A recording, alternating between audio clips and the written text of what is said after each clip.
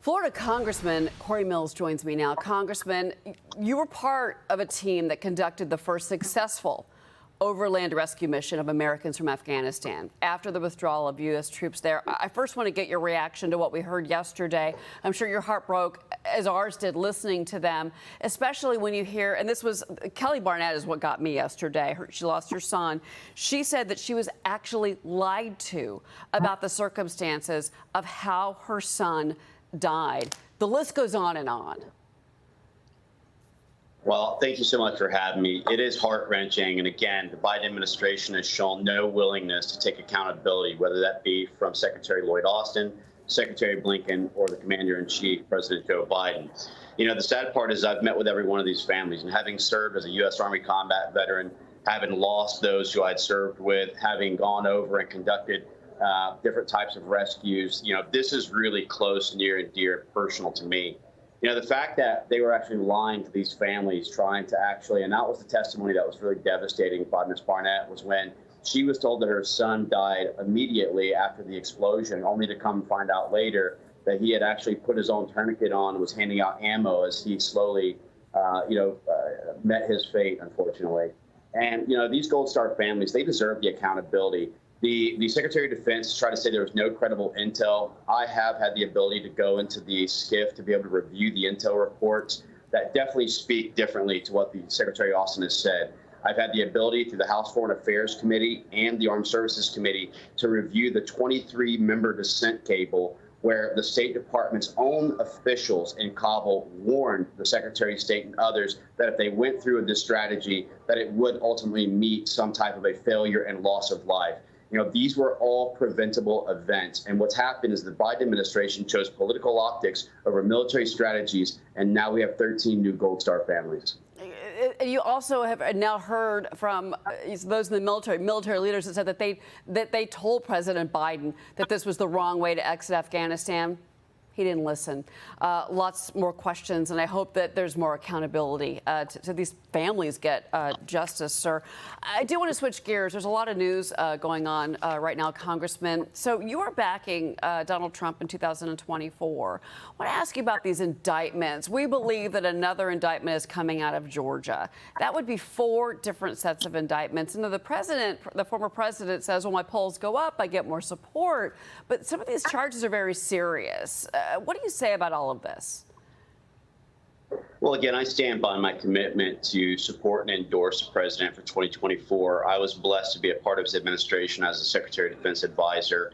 And I can tell you that from a foreign policy perspective, from an economic perspective, from a trade perspective, we were also respected very heavily on the world stage. And certainly our adversaries knew they'd be held accountable and not as emboldened. You know, these indictments, what we're seeing in many cases, if you look at the ones under Special Counsel Jack Smith, the first thing that they tried to charge him for was the idea of obstruction or interference, you know, really was talking about how he had said that the elections were stolen, which we know that in some areas like Fulton County, Georgia, they are still being tried, and there's videos that are actually still being reviewed on this. And the idea that you can try and now criminalize or penalize people for political free speech is really a violation of our First Amendment constitutional rights. But what we're really seeing is a continual weaponization, whether that be from DA Alvin Bragg, whether that be from Special Counsel Jack Smith or the entire Merrick Garland DOJ in itself. We're seeing where they're actually utilizing our DOJ as a way to target its top political opponent, which is President Donald Trump. Before I let you go, I just want to circle back real quick.